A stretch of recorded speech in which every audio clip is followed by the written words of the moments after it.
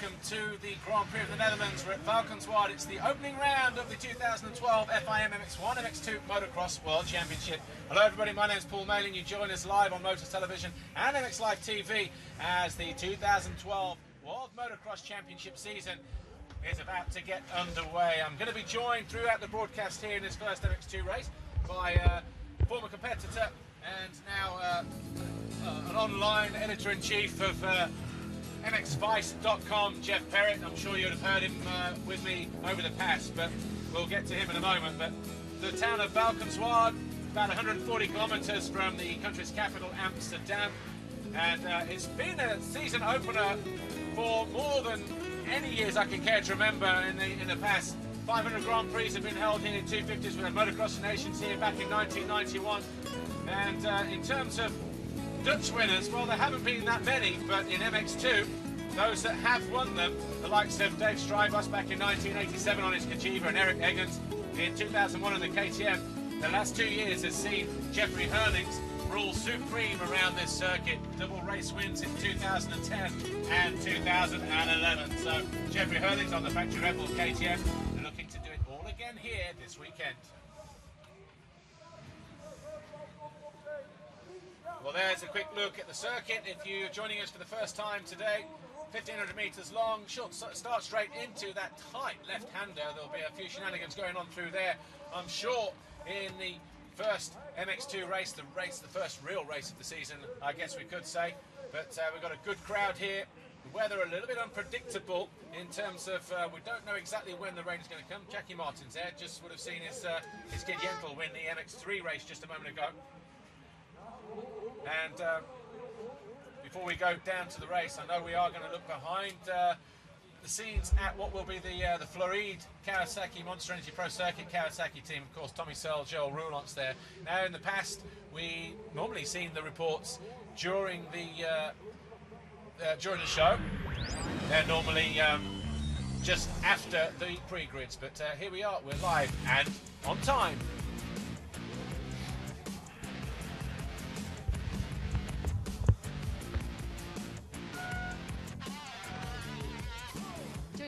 Team manager Harry Nolt of Team Floride and Monster Energy Kawasaki, previously CLS. Can you tell me a little bit about the name change? The name change, it's still like Team CLS, but it's divided into teams now. We have an MX2 team, but the name is Team Floride, and the MX1 team, which is CP377, but the overall name is still Team CLS. And for those that don't know, what is Floride? Floride is the motor shop in Marseille, and they are the owners from the team. So the team is named after the motor shop now. And you have a new member of your team this year? Yes, we have Joel Roulant. I worked with him before, and I'm really happy to have him back in the team. And he's doing really good at the moment. I think he can be the big surprise of this weekend. And of course, you're already familiar with Tommy Searle. You worked with him last year. Yeah, Tommy's also doing really good. I think for this GP we have to try to get him on the podium, and then from then on I think we have to look to the championship and fight as hard as possible to be world champion with him.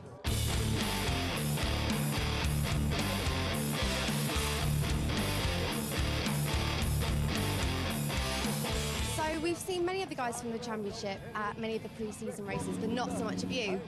Has that been like a deliberate decision? It's just a decision we made with the team. So I spent a lot of time in America riding at the beginning of the year, and I feel good anyway. So I didn't want to go to all these races and race against, or I just didn't feel I needed to, you know. So I stayed at home, done my work there, and I done one pre-season race in France, one Dutch championship, and we learned a lot from those races. And I feel I'm ready to go to race this first GP. And Kevin Roxon, last year's champion, is obviously stateside now.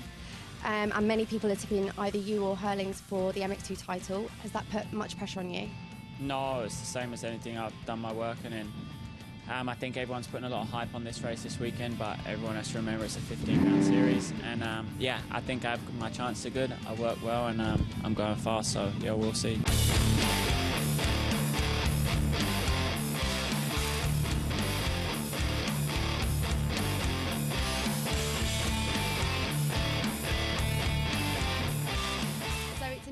And a new team for 2012. Do you feel like you have everything to improve on last year's 10th? Yeah, I really feel so. I think the people behind me and the team is really good. So the bike's awesome. I've never been on such a good bike, and I like it really much. Yeah. And the team's not completely unfamiliar to you. You've obviously worked with Harry Nolt before in 2008 for your rookie season. Is it like coming back home? Yeah, really feels like that. The people are really calm, and they know exactly what they do. So I feel really good in this team, and I hope we can improve a lot during the year and then get a good result.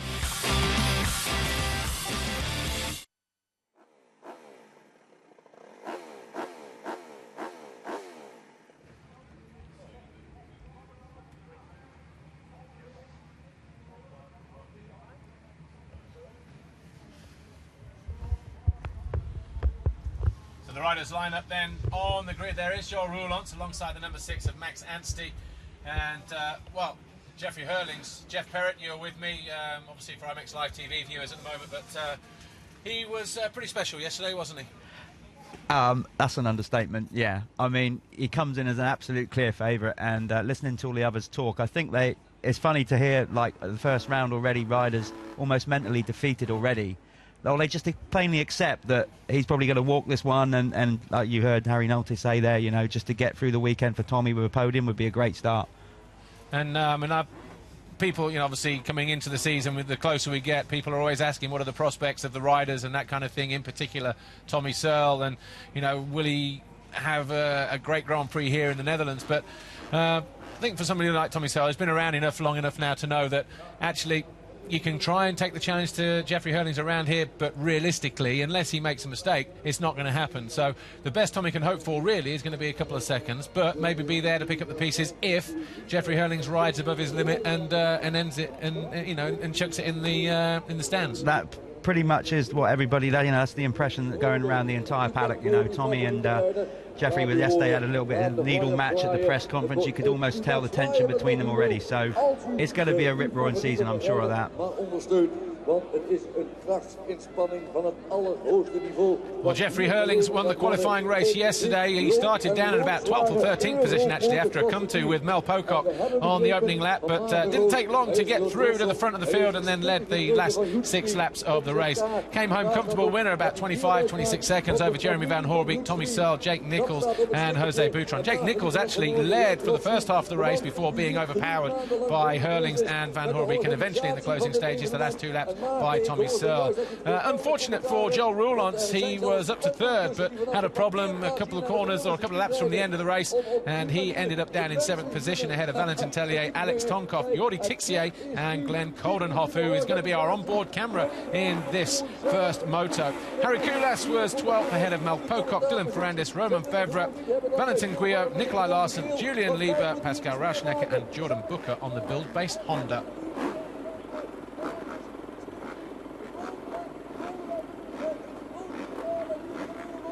The opening race of the 2012 FIM MX2 Motocross Grand Prix season is about to get underway. I'm Paul Malin, alongside me Jeff Perrott. There's Dave Nichol, our race director, making sure that everybody's on the line.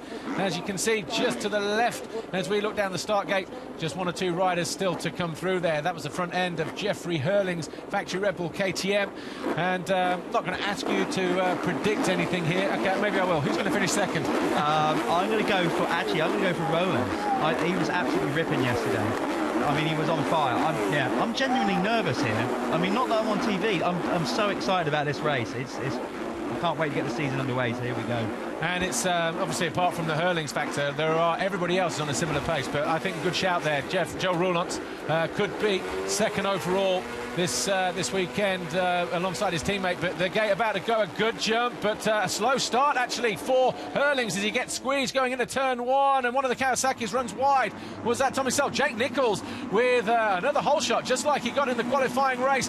Boutron legging his way through there in 3rd position. We've got a guy down at the back of the field and in that first turn, but as they come through the first wave section, Jake Nichols on the Nastan Gem Racing KTM number 45. Is that Van Hoorbeek? I think it is, behind him in 2nd position. Boutron 3rd, Hurlings 4th, or is that Hurlings lead it? Oh, look at that, takes him wide, whoever it was. It's Hurlings, isn't it? Yeah, look at the style. So Hurlings 2nd, much to the right. That's Van Hoorbeek going through in 5th position, in 4th place. Then we've got either Dylan Ferrandis or Tellier just there as they go through the first split. It's Nichols, Hurlings, Boutron, Van Horbeke, Tellier, Mel Pocock 6th on the multi-energy Yamaha. Tommy Searle in 7th, Tixier 8th, Tonkoff 9, Banks Brown, Elliot Banks Brown in 10th, ahead of Joel Roulance, Dylan Ferrandis, Julian Lieber, Robert Just, Davis Ivanovs, Nikolai Larsen, Valentin Guillot is down in 17th, Britt Ratzep, Jordan Booker in the points in 19th, and Pascal Rauschenecker down in 20th place.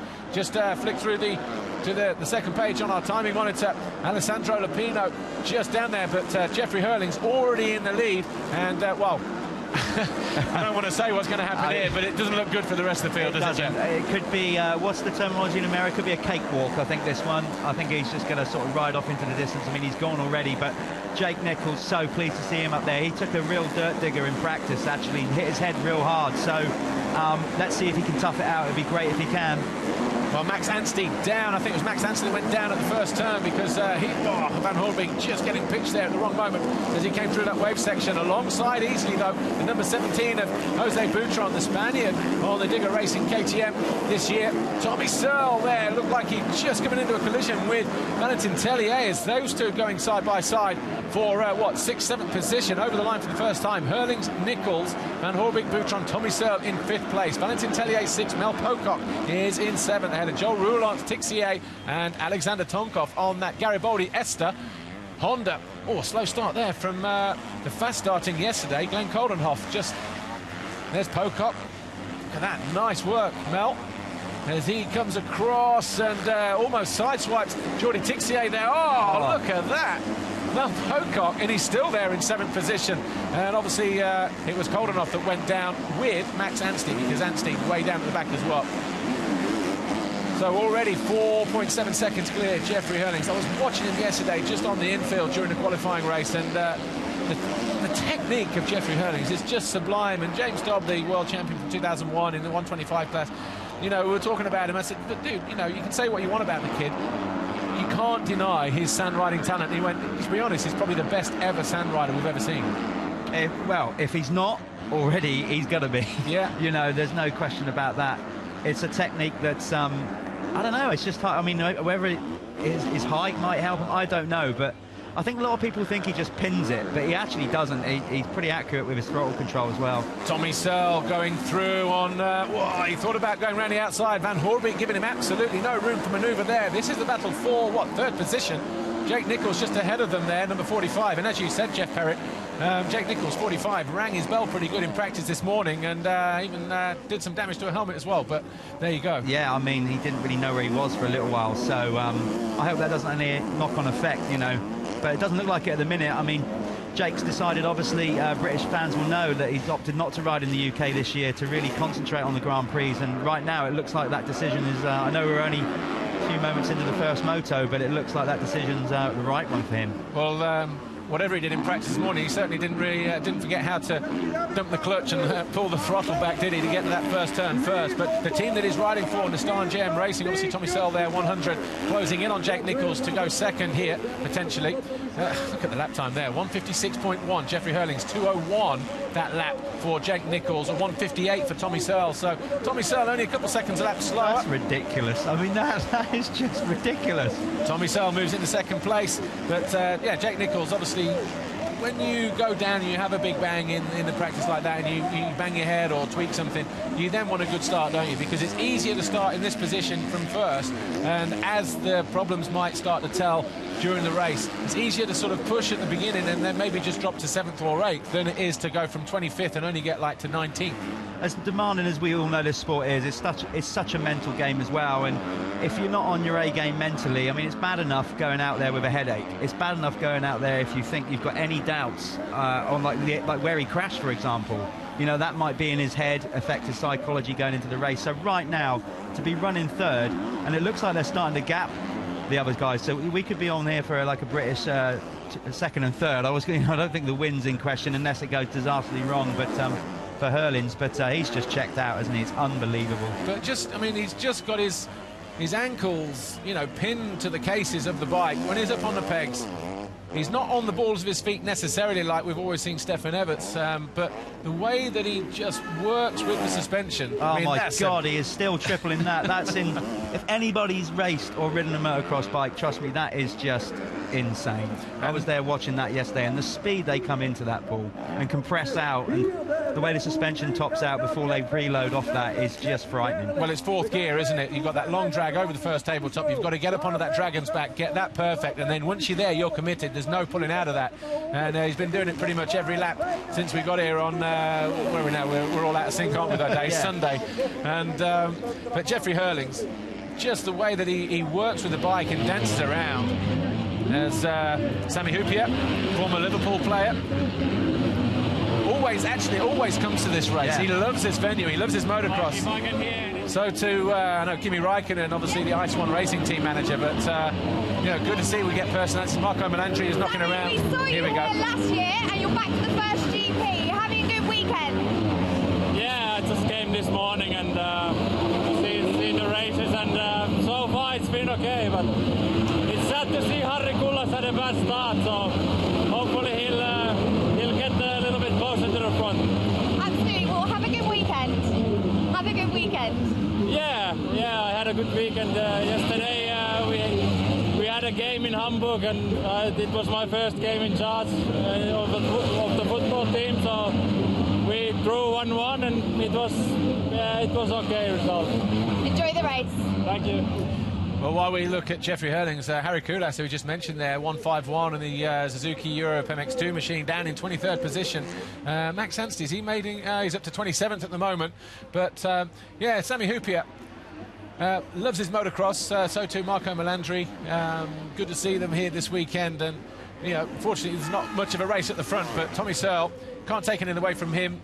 I spoke to him actually after the podium, after the qualifying race yesterday, and he wasn't too disappointed. He said he was riding okay, maybe just a little bit tight, but I think he just decided that the paddle tyre that he was using yesterday probably wasn't the tyre to use, because it was quite hard yesterday, wasn't it, Jeff Perrott? It was, yeah.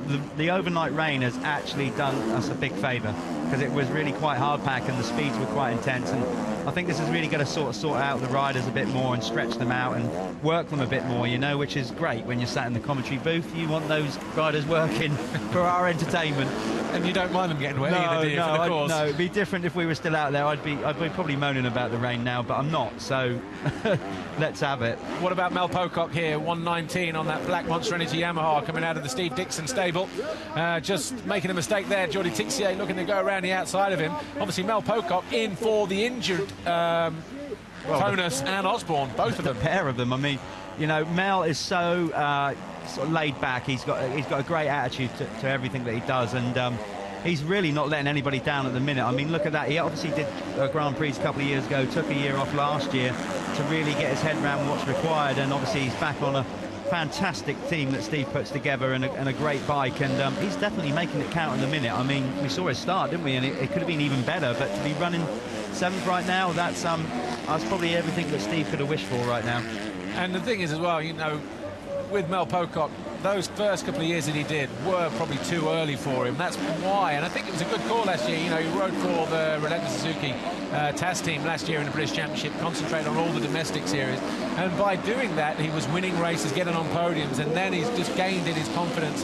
And obviously coming here now, he feels that actually, you know what, I could go and score points, I can get a start, and that confidence is translating now. 7th position, and obviously riding with the likes of Tommy Searle and Zach Osborne and Arnold Tonus as his teammates, as Joel Roulant's looking to go up the inside of Valentin Tellier, the Rockstar Bud Racing Kawasaki rider. Roulant's more of a sand rider than someone like Jeremy Van Horbeek, for instance, who you mentioned a moment ago, Jeff, that Tommy Searle and Jake Nichols were starting to gap Jeremy Van Horbeek, who's not, you know, even though he's a Belgian rider, a big fan of the sand. No, he's not, and he's openly admitted that a few times, that, you know, he's actually more of a hard pack rider, and I think you can tell in his style, actually. He sort of sits more upright, and obviously you and I have sometimes the privilege of testing the factory bikes, so you can tell that in his bike setup as well. It's funny that it's going completely different last year to Roxon's bike and Hurlin's bike in power delivery and everything, so I think he is more geared up towards being a hard pack rider. Yeah. Well, I spoke to Joel on Friday and Saturday, and I just asked him, you know, how is it, obviously with the new team, the new bike, and he was just completely blown away by the bike. The power is unbelievable and everything else. Said, if it doesn't happen this year, it's not the bike's fault. You know, it's down to me. So, and, you know, you said yourself, Jeff, that you're probably not going to be surprised if you see him, you know, knocking on the door for a podium. We've still got 24.5 minutes to go. Jake Nichols now coming under pressure from Jeremy Van Hoorbeek, so maybe the after effects of that crash from this morning just starting to kick in now on Jake Nichols. But, you know, he's still having a great ride there in third position. The guy just behind him there, 89, Van Hoorbeek, pushing on in fourth place. Valentin Tellier down in fifth, coming under pressure from Joel Roulance in sixth. But I think when Roulance goes through on Tellier, it'll just be a question of time before he closes down on these guys here. But 24 minutes to go. It's looking good for Hurling, Searle, Nichols and Van Hoorbeek.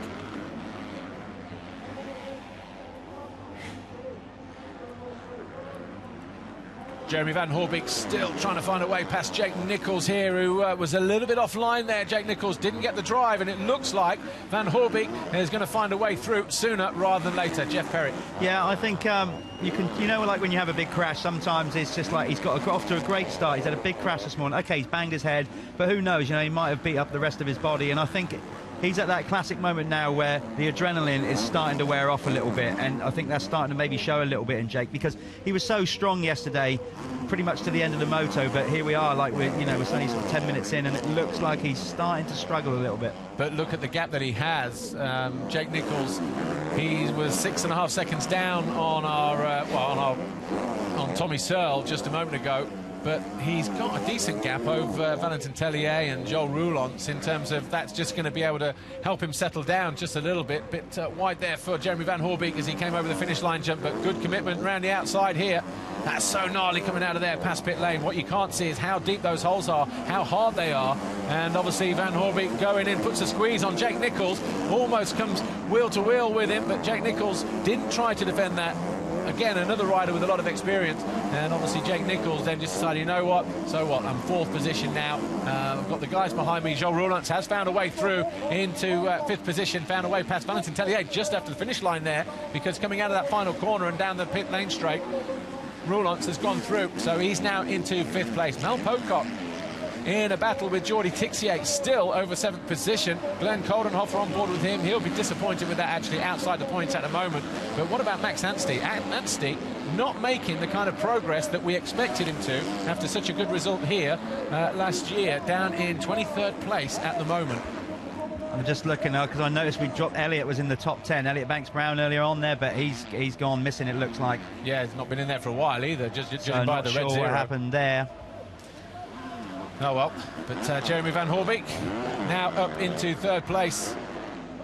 I wonder what he can actually... again, Jeremy Van Hoorbeek, another rider. Last year he was unfortunate to get injured at the start of the season on that, factory KTM. But there were obviously murmurings that maybe his contract wouldn't be renewed if he didn't, put a good result season together. But having said that, he was injured, so maybe KTM just thought, well, you know what, we know you can perform, let's see if you can reward us this time around. But what was interesting from my point was Tommy Searle, obviously a Kawasaki rider last year, was out of contract mid-season for coming into 2012. Could have had the opportunity, I guess, to go and be a factory KTM rider, but he chose to stay with Kawasaki. Do you think that's a great decision, or is he thinking about America? Yeah, I think he's looking at the whole bigger picture. I think where Tommy is right now is a team that suits him. Obviously he's had the experience of being a factory KTM rider anyway, so maybe in his mind he feels like, although the equipment's great and they clearly know how to win championships, maybe he feels that's a kind of mental step back, going back to a team that he already was and already at. So I think the Kawasaki team suits him well, and of course he's going up to the MX1 class next year no matter what, and seeing him ride the MX1 bike at Hawkstone a few times, I think he'd be well suited to that. We just saw some close action there between Glenn Coldenhoff and Kenny Van Duren as they were grappling with the circuit here at Valkensoir. But Tommy Searle, as you say, going to be an MX1 rider no matter what happens next year. And obviously we're talking about next year already. We're going to get the first race out of the way. But Tommy Searle, was he 25 seconds down already? Now look at this, 20 minutes to go. The qualifying race was yesterday, was 20 minutes plus 2 laps, a 25-minute race. Hurlings came from behind and smoked everybody about 25 seconds. All of the chit-chat has been about Jeffrey Hurlings maybe just whooping the floor with everybody, and obviously that's happening at the moment. But it'll be interesting to see how far he looks up the field.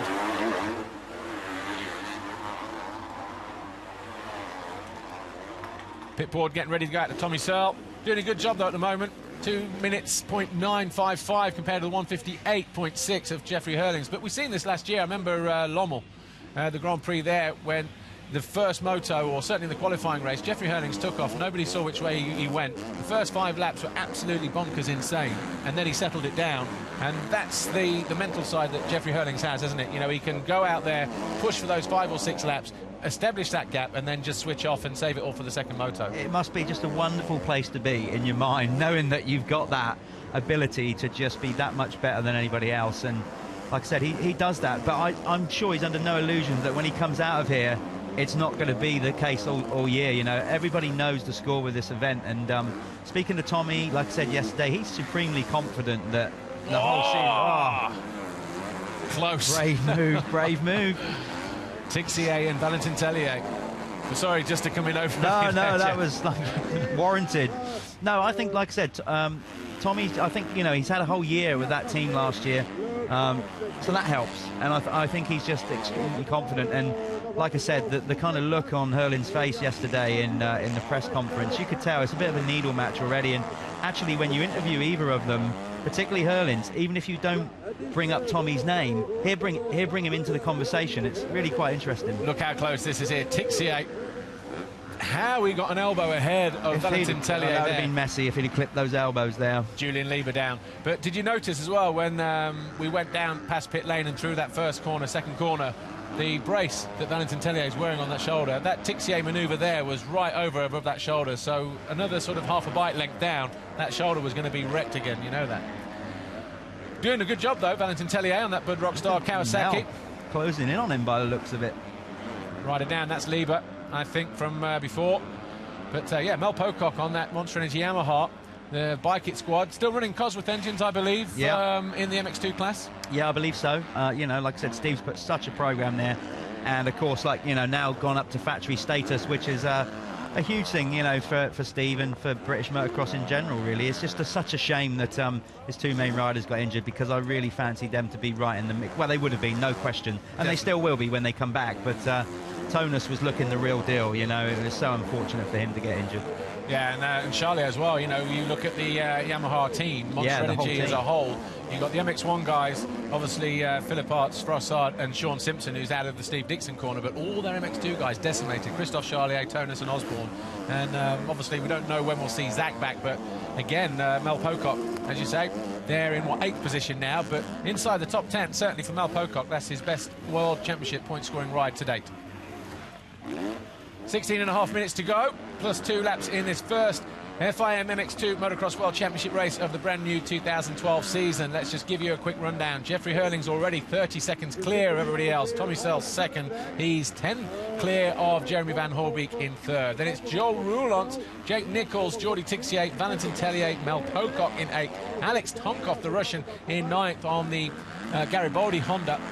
And in 10th, Dylan Ferrandis on the Rockstar Bud Racing Kawasaki. Good ride for him. I didn't think he would be that high up the leaderboard in this first race in the deep sand of Valkenswaard. Then we've got Nikolai Larsson, Jose Boutron, Alex Lupino, Prit Ratsep, Robert Just, the Latvian, and then we've got Misha Boy Duwal, the young kid from Holland and a wildcard rider, his first ever Grand Prix. He's dropping down the order though, down in 16th. Then we've got Roman Febvre, the European champion from last year in MX2, as Jeffrey Hurlings looking to pick his way through, and look at that, picks his way through a back marker over the triple jump as easy as you like, and doesn't even slow down for the parked rider on the corner there. Just nothing phasing this kid at the moment. Max Anstey now inside the points in 19th ahead of Valentin Guyot. So it's been a slow ride through the pack so far for Max Anstey. Do you feel, as I feel, you know, talking to some riders, maybe... I'll send this backwards step. Oh, here we go, Stefan. Jeffrey is performing as expected. He's actually storming through.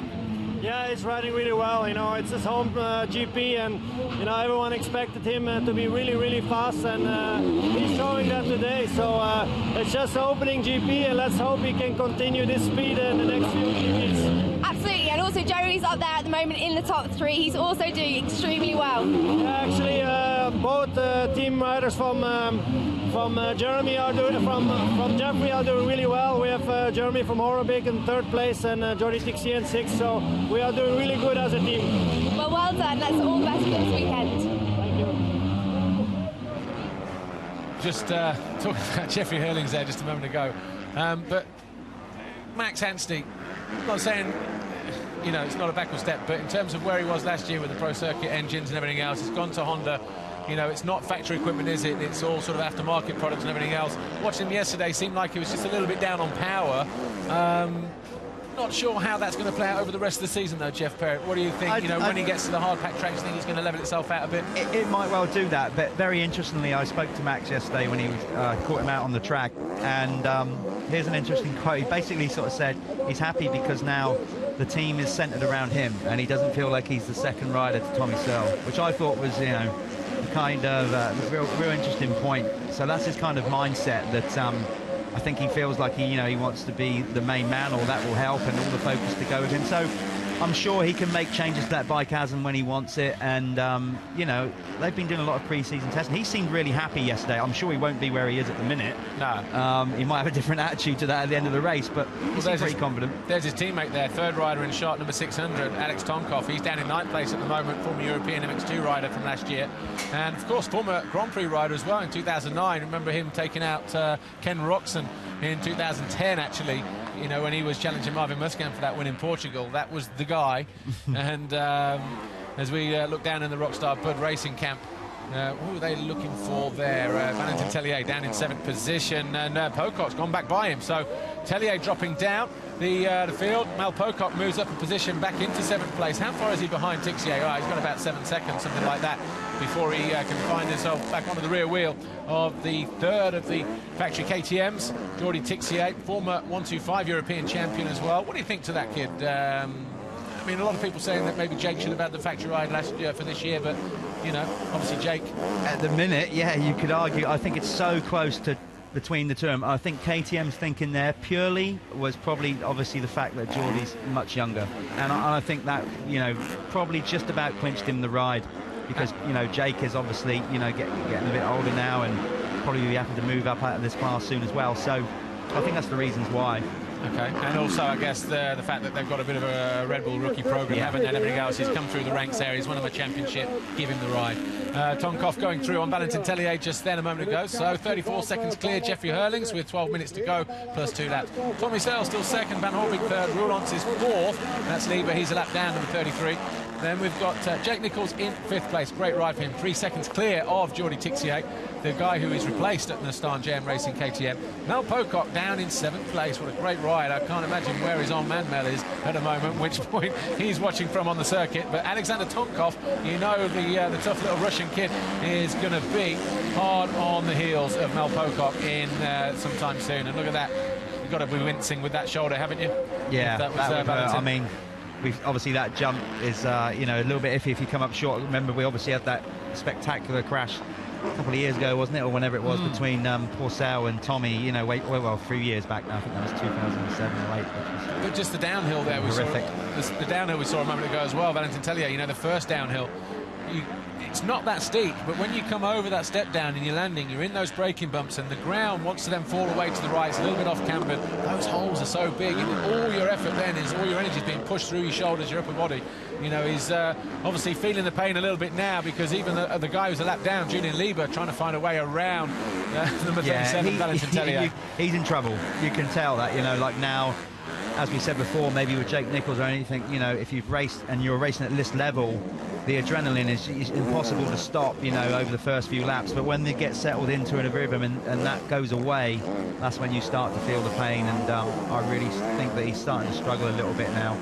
I think he'll tough it out. I mean, obviously he should do. He's getting paid to, but you know, he can keep going. He's still healthily in the points right now.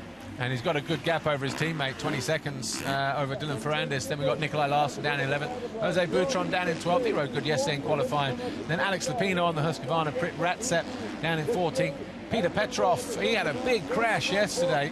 In fact, yeah, it was yesterday, I think it was. And again, 7 or 8 medics around him and everything else. Eventually picked himself up and walked away. But he's already carrying an injury from a practice crash where he landed on somebody over a blind jump, which has been happening quite a lot over in these parts of Europe.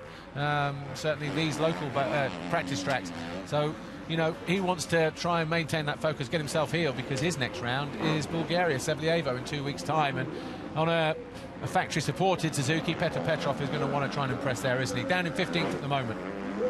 Yeah, they got a good program going on, I think, the Suzuki. They seem to be really stepping up. In fact, I'd go as far to say, every sort of Japanese manufacturer, I think, is really stepping up this year. They have and maybe the year before, because, you can't hide from the fact that KTM have been ruling the roost now. And I think, Honda's program is amazing. Suzuki, Kawasaki is certainly making the effort. They all are. So, and it just makes it great for the sport right now. So I think KTM, have to keep on their toes, because the others are finally woken up. Well, Jeremy Van Horbeke, unfortunate last year with injuries and everything else, putting himself in a great position at the moment. Third in this opening moto with around 9 minutes plus 2 laps to go. Glenn Coldenhoff on the Nissan Gem Racing KTM, though, making it hard work for himself after going down at turn 1. Put a great hole shot yesterday, then just ran a little bit too wide. So didn't get such a good one today. No way. Obviously didn't bank on Mel Pocock running it hard down the inside of him and leaving him on the deck, probably. You don't think the TV crew just give him a little bit of a backhander to stay back on the start line to get some good action? Maybe. So 26 minutes gone, 8.5 minutes left to go. Board goes out, I guess, to that would have been Van Horbeke, actually, judging by the way that Tommy Searle's just here in the bottom corner in that second place. And again, I was talking to Kurt Gibbons, Tommy Searle's trainer, just a couple of weeks ago. Saw him at just a friend's birthday party the other week, and he was just saying that, coming into this, Tommy's mindset pretty much is, just get there. The next thing is going to be 2 seconds, because you can't take it to Jeffrey Hurlings. Ken Roxon tried it last year in Lommel and came a right gutser just in the closing stages, of that first race or that second race or first race. And if Ken Roxon couldn't do that last year, there's no point even trying, is there? Just go there, get the big points, and do what you can. Yeah, it's a 15-round series, like I said. It's that mindset of going the distance. And I think 16 this year. 16. Yeah, and I think Tommy, is sensible enough. He's mature enough now. I had a really good chat with him yesterday, and asked him about from back home, because obviously when he first finished second in the world, he was gung ho and whatever. But no, he's like everybody. He's matured now and thinks more about what he's got to do and his preparations. And yeah, it's almost like, okay, you can have this one, and we'll see how it is a little bit later on in the season. And I think Hurlings is under more pressure than he's ever been. Ken's gone. He's the #1 rider. KTM expect to win, like all the teams. And I don't know. I think maybe if Tommy can just assert some pressure on him, it might just force him into an error. Well, I was watching one of the videos that KTM put online on one of the websites in the week. They did episode 1, 2, and 3, and when they asked him about the season and everything else, and he was talking the talk like what was supposed to be expected to say. I was the #2, I'm the #1 now, and everything else, and I've got everything I need to be able to put it on the box. And as he said that, you could just sensed a little bit of nervousness in his voice as he said it. Kenny Van Duren going down, and well, he's already out of the points anyway, but he just kind of thought, yeah, well, if he gets the first round out of the way, that'll be fine. But if he comes in here believing the hype and he goes in, too gung-ho, but actually, he's ridden a very, very smooth and calculated race, but certainly getting off to a good start. 37 seconds clear of Tommy Searle. Glenn Coldenhoff going through. He's now in the points in 18th position. Just looking further up there, look, Max Anstey now coming into his own in the second half of this race. Fitness, obviously a major thing for Max Anstey. Now in 13th place. He's about, 4 or 5 seconds behind Alex Lupino. Well, 4 seconds now, actually. And the lap times there, Jeff, you were just pointing out. Yeah, 3 seconds better than Lupino. Yeah, I mean, most of the riders, he's doing the sort of similar lap times to Tixier up in 6th. So if he keeps that speed, I think he's going to, maybe pick off 1 or 2 riders a lap here if he keeps going like that. Well, Mel Pocock, 1:19, coming into view now. He's got the number 66 ahead of him, Alexander Tonkov, who has found a way through. So Pocock back down to 8th place. And there's the board already being readied for Jeffrey Hurlings. Look at these guys down here. Lupino, you can't be 2 laps down already, can't we? He's a lap, we're just waiting for him to come through. But there's Hurlings. He's gone through. That last lap time then was a 59.1. Tommy's fastest lap of the race was a 58.3, and Hurling's fastest lap a 55.6. So absolutely insane, but great riding from Hurling.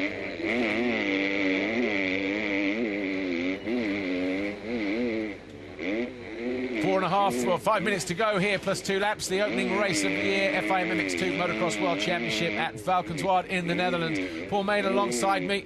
I've got Jeff Perrett, and we're on board with Glenn Coldenhoff, who's picked himself up off the deck at turn 1. He's up to 18th position now, chasing down Misha Boy de Waal, the young wildcard Dutch rider in his first ever Grand Prix. He's hanging on for points in 17th position, but we're looking at Mel Pocock on the Monster Energy Yamaha at the moment, riding 119, in for the injured Zach Osborne and Arnold Tonis, his 2 teammates from the British Championship. It was a good run. You had a really good start, but what happened? You are here in the pit lane. Yeah, I was riding good. I started in 3rd place, I think. So I was riding, fighting for the 40 minutes, and my bike stopped. I don't know what the problem is yet, but I want to say thank you to my team because it's working really hard. The season just started. We have the season is long, so it's no problem. We will see the season moto. Thank you. Okay, so all the best for the next race. So Jose Boutron then out of this one. I'm just looking at Julian Lieber, who's down in 34th position at the moment, number 33. Been a bit of a menace to Mel Pocock and all the other guys. He's on the same pace as these guys, you know what I mean? And just pushing. And, you know, you got Pocock there. So the point I'm trying to make is Julian Lieber having a great ride at the moment, even though he's well out of the points after that mistake that he made. He is having a great ride. We know he's having a great ride. You try telling that to the riders he's riding around with at the minute, because Mel would just be, he'll be cursing. I mean, he knows he's not involved, but you know what it's like when you're riding hard and you hear a bike up behind you. You have no idea whether that's a guy coming through or whatever.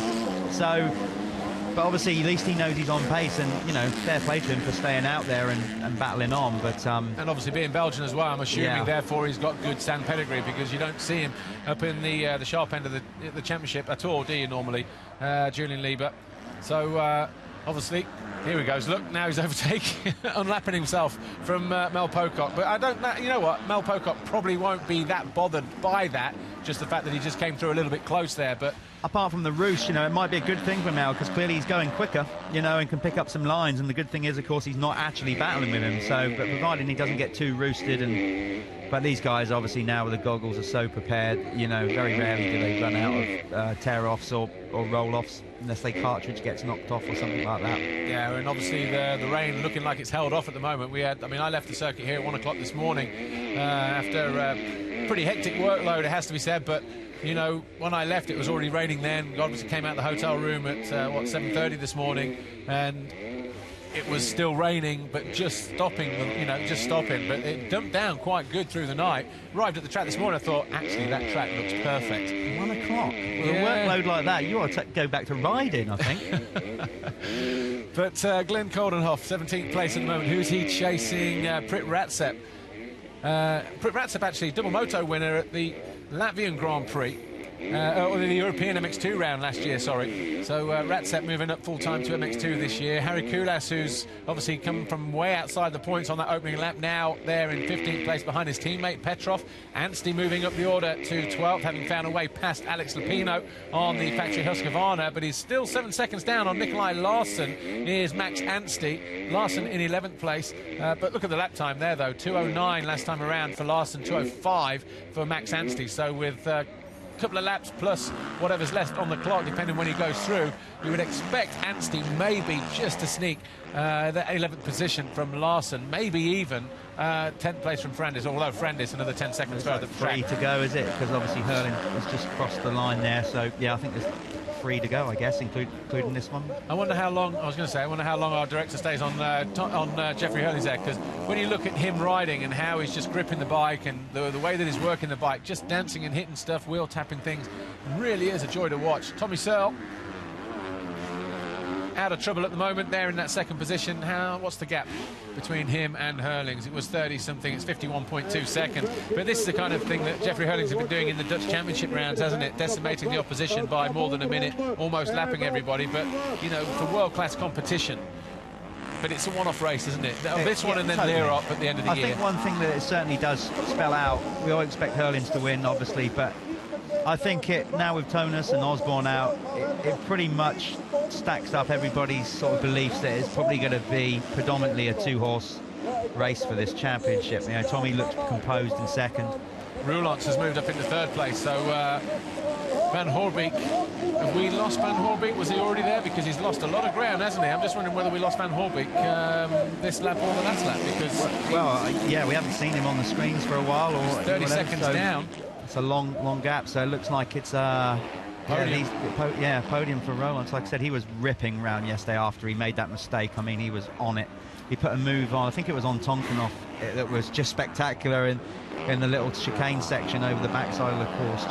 Just went in there, totally committed, and he's all action. I'll give him that. Yeah, Joel Roulant, actually, he'll be buoyed by this as well, won't he? Because he's not too far down on his teammate, 5 or 6 seconds, something like that. There is Van Hoorbeek. Doesn't look like he's been down, probably just looked like he's just faded a little bit. As we said earlier on in the broadcast, though, Jeff Perrett, not, not overly impressed with riding in the sand anyway, is he? He prefers the hard pack, which is a little bit like Clément de Salle in MX1. He's more a hard pack rider than a sand rider. And then you look at the schedule this year, even Tommy Searle said it, everyone's riding around in sand all through the winter. What, for just one race? Yeah. All the other tracks after that, pretty much a hard pack. We go to Bulgaria, that's a hard pack circuit. Then we go to Fermo early on. Mexico, Brazil, the 2 flyway races, they're not sand. We come back to Saint-Jean d'Angely, Portugal, Bastogne in Belgium, down in the Ardennes region, and they're all hard pack tracks. So Tommy's thinking, well, do a little bit of sand testing just to get a bit more power out of the bike, but I could sit here and ride for 3-4 months in the sand, but for what? Exactly. And it's preparation. Like I said, it's a long season, and it's that adage that everybody says, you can't win the championship at the first round, but you can definitely throw it away. And I think right now Tommy will be pleased. That's all he's probably set out to do today. Impressive ride from this guy here, Jake Nichols, on the Dastan JM Racing KTM, based over here full-time in Belgium for the last couple of seasons, riding for a Belgian team owner, a former world champion as well. Got to be a little bit of experience leaking through there to Jake Nichols, hasn't there? And I was talking to Jackie and a couple of members of the team, and they're so impressed with his work rate and the communication side of things from him and everything else. And I think secretly deep down they're thinking, what, we've got a good guy here. He is exactly that. He's totally professional. He's matured into a fantastic rider. He always had the speed in the youth level and whatever, but was unfortunate. So many injuries, beat himself up.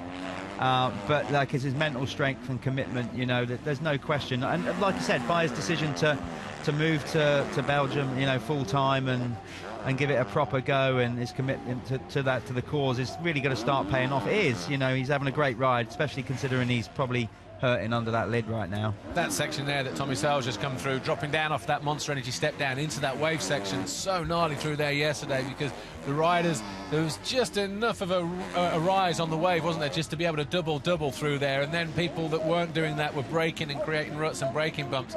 But Bob Reshef was fast through there. One thing I can tell already from yesterday, like you said, it rained heavily in the night, and you can tell that's changed the actual lines on the track already. That tight section that we just saw Tommy go through when we was talking about him, that was all an inside rut yesterday, and now it's just been blown out to a sweeping berm because the track's just chewed up enough to do that. So the rain, overnight rain, has definitely helped this race today, no question about that. Oh, did you see that? Just off the top of the hill, picked the front wheel up, over 3 or 4 bumps, dropped it down, didn't even skip a beat, round the berm. You can't do that? That's easy, Paul. What are you talking about? Well, no, we do it when we're just playing around. Just joking. I mean, we're 40 minutes into the moto. Like I said, he just can talk about just flowing. I mean, that's exactly what it is. It's just his style in stand is just so fluid. I just don't think he ever seems to stop. And he's coming up to Tonkov, and Tonkov is either being down. I don't think he has. So he's lapping up to 6. That's why we had that thing earlier on where he thought that they were 2 laps down because he was crossing over the line. That's pretty impressive. Pretty impressive. But you know what? I don't think that will mentally demoralise the other riders, because they come into this event knowing that it's an exception. I mean, if he was doing this week in, week out, you'd be on a major downer. Well, you just... you just accept defeat, I think. Yeah. Well, coming into the final... Well, the penultimate straight then, Jeffrey Hurlings. Is he still tripling? Look at that.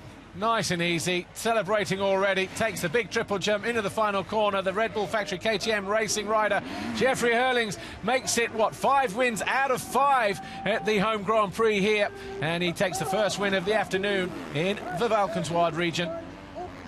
And Jeffrey Hurlings, look, being pointed straight to the podium, clean as you like. But he's barely broken a sweat.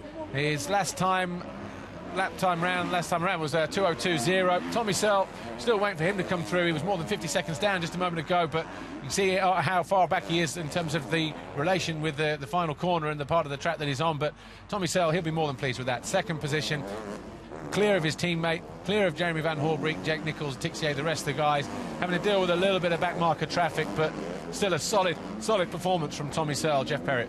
Oh, completely solid. Like I said, that's what he's coming in to do. I think him and his team will be happy, especially if Roland can bring it home in third.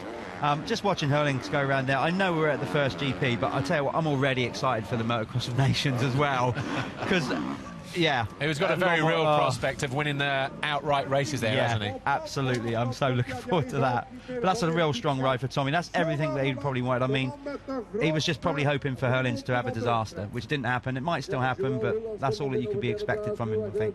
Lariat going down. Right, so Hurlings then over the line in first place, 54.7 seconds clear of Tommy Searle. Roulance was over the line in third, just 4 or 5 seconds further back of his teammate. We're waiting for Jeremy Van Horbreek to come through in fourth place. Hurlings, the bullet. It was more like a rocket, I think, was Hurlings that time around. As the riders get themselves cleaned up, there's Tommy and Jeffrey. So both guys there going to have a bit of a chat. Oh, you didn't break a sweat, Tommy. No, nor did you. Nor did you, Jeff. The mental games. Coldenhoff, though, he comes in. Where did he finish, actually? In 15th place. But, right, Van Horbreek over the line now, almost 2 minutes down on our race leader. Hurlings victorious, though. Tommy Searle second. Roulance, Van Horbreek, Jake Nichols. A good ride for him in fifth. Good ride for Tixier as well in sixth position. Alexander Tonkov, where we saw that he got lapped. So Jeffrey Hurlings, this rider here in the slow-mo. Look how he's working. Oh, pumping the bike through there. Lapped up to 7th position in that opening race. And listening how to ride in the sand. And he is the self-proclaimed best rider in the sand in the world. You know that. Do you know, I'm not going to argue with him on that one little bit. Not as noisy as I thought it would be, though, out there. No. When he won here a couple of years ago and when he won here last year, it was a pretty electric atmosphere. Maybe they've just come to expect, oh, yeah, Jeffrey Hurlings, we expect him to win. I think the entire motocross world expects him to win, you know, any sand track. And that's probably, like you said, just taking the edge off it. You know, in fact, they'd probably obviously be disappointed if he didn't, but it is almost a dead cert. I mean, I'm not a betting man, but... you know, yeah, you're off to a winner there. Anyway, official confirmations. Jeffrey Hurlings wins it from Tommy Searle, Joel Roulance, Jeremy Van Horbreek, Jake Nichols, Geordie Tixier, Alex Tonkov, Mel Pocock, great ride in 8th, Valentin Tellier and Dylan Ferrandis. Then it was Max Anstey up to 11th. He did see off Nikolai Larson in the end. Then it was Lupino, Petrov, Glenn Coldenhoff, Harry Kulas, Prit Ratset, Valentin Guido, Robert Just and Davis Ivanovs down in 20th place. Kenny Van Duren, we saw him go missing, so obviously down in 25th place. Sean Mitchell from Zimbabwe down in 26th. Misha Boy Dewar out of the points in the closing stages of that race. But what can you say, though? A great ride and a great win for Jeffrey Hurlings.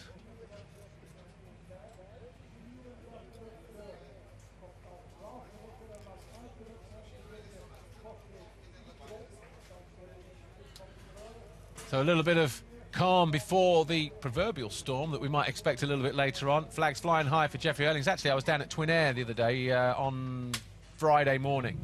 Jeffrey, a comfortable win there for you in race 1.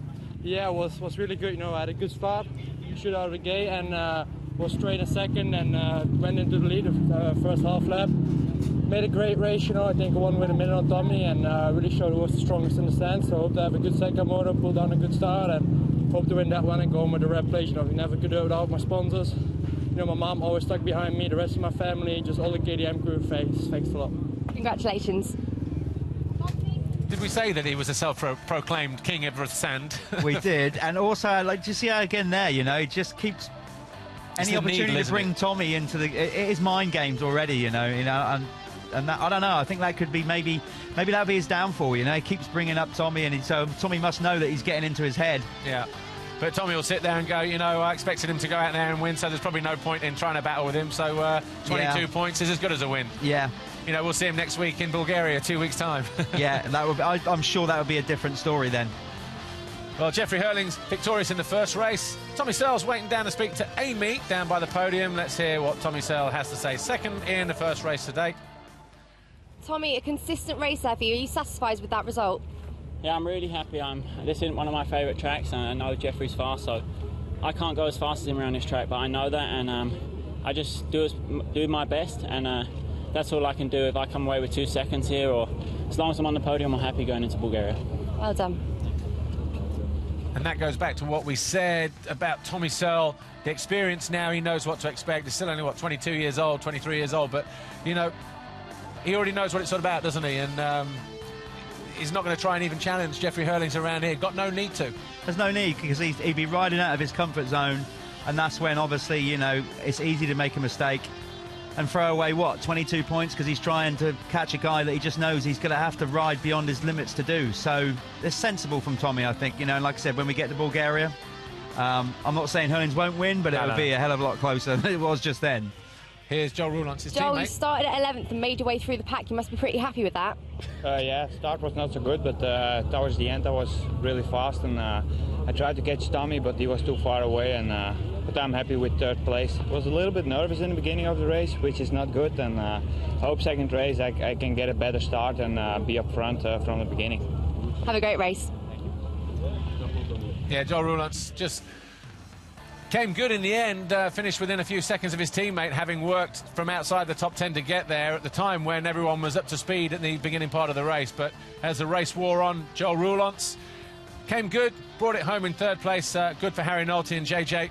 Jean-Jacques Lassetti, the team owner, team manager of the now Floride Monster Energy Pro Circuit Kawasaki team, formerly, well, it still is kind of, the CLS Kawasaki squad. But, wow, yeah, what a great victory for Jeffrey Hurlings and Tommy Searle and the 2 Kawasaki's, 2nd and 3rd. Good points on the board for Kawasaki.